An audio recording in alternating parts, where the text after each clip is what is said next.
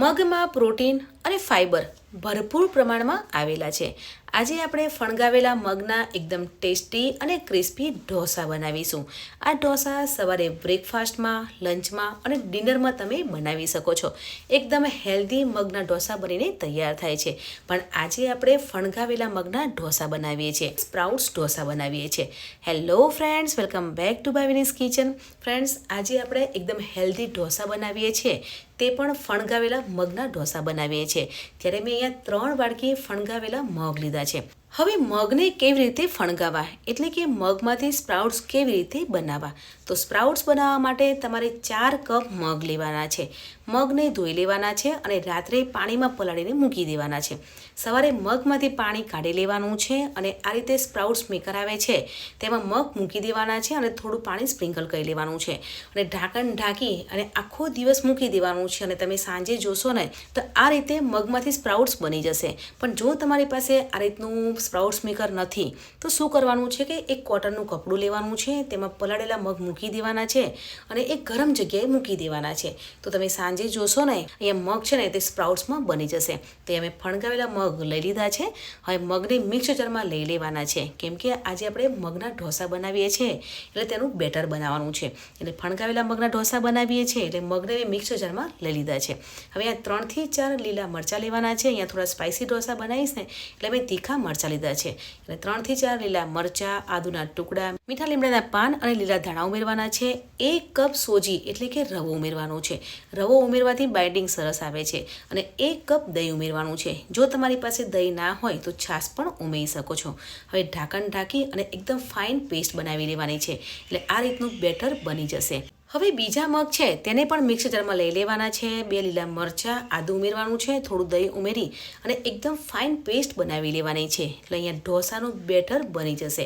આજે આપણે મગના ઢોસા બનાવીએ છીએ ને ત્યારે ઇન્સ્ટન્ટ બેટર બની જશે. આપણે ઢોસાનું બેટર બનાવીએ ને ત્યારે આથો આવે ને પછી ઢોસા બનાવીએ છીએ. અને આજે આપણે જે ઢોસા બનાવીએ છીએ ને તેમાં આથો લાવવાની ઝંઝટ નથી કરવાની. એકદમ ઇન્સ્ટન્ટ ઢોસા બની જાય છે.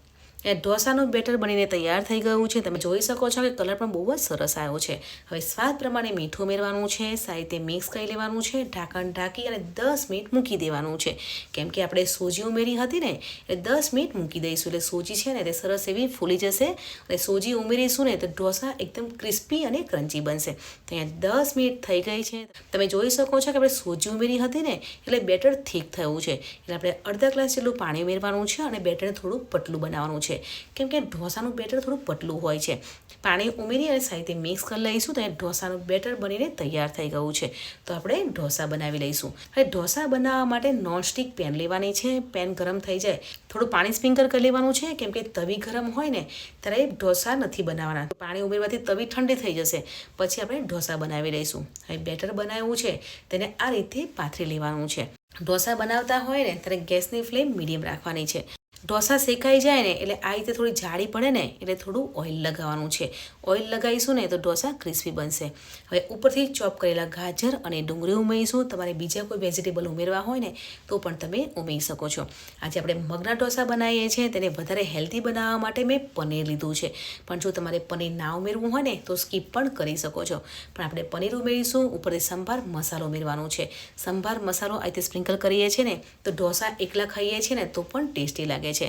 તો તમે જોઈ શકો છો કે એકદમ હેલ્ધી અને ટેસ્ટી ફણગાવેલા મગના ઢોસા બનીને તૈયાર થઈ ગયા છે. અને આજે આપણે જે ફણગાવેલા મગના ઢોસા બનાવ્યા છે ને તે ક્રિસ્પી ઢોસા બનાવ્યા છે. આ જ રીતે આપણે બીજા ઢોસા બનાવી લઈશું. પણ જ્યારે પણ તમે બીજા ઢોસા બનાવો ને ત્યારે આ રીતે ઉપર પાણી સ્પ્રિંકલ કરી લેવાનું છે અને એકવાર પેનને ક્લીન કરી લેવાની છે. એટલે પેન છે ને તે ઠંડી થઈ જશે. પછી આપણે જે બેટર બનાવ્યું છે તેને ગોળ પાથરી લેવાનું છે. અહીંયા હું વેજીટેબલ ઉમેરું છું, પણ જો તમારે વેજીટેબલ ના ઉમેરવા હોય અને એકલા પ્લેન ઢોસા બનાવવા હોય ને તો પણ તમે બનાવી શકો છો.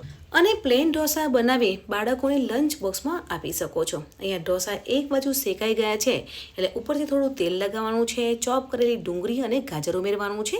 પછી પનીર ઉમેરવાનું છે. પનીર ના ઉમેરવું હોય ને તો સ્કીપ પણ કરી શકો છો. જો તમારા બાળકોને ચીઝ ભાવતું હોય ને ચીઝ પણ ઉમેરી શકો છો. હવે સંભાર મસાલો સ્પ્રિંકલ કરી લેવાનું છે અને 1 મિનિટ શેકાવા દેવાનું છે. એટલે ઢોસા છે ને તે નીચેથી ક્રિસ્પી થઈ જશે. અને આજે આપણે નોનસ્ટિક પેનમાં ઢોસા બનાવીએ છીએ ને ઢોસા છે ને તે પેનથી અલગ થઈ જાય છે. તો ગરમા ગરમ ફણગાવેલા મગના ઢોસા બનીને તૈયાર થઈ ગયા છે. તો ઢોસાને સર્વિંગ પ્લેટમાં સર્વ કરીશું.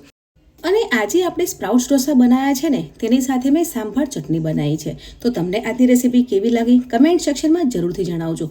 મળીએ છીએ નવી એક આસાન, હેલ્ધી અને ટેસ્ટી રેસીપી સાથે. ત્યાં સુધી bye bye, take care, enjoy.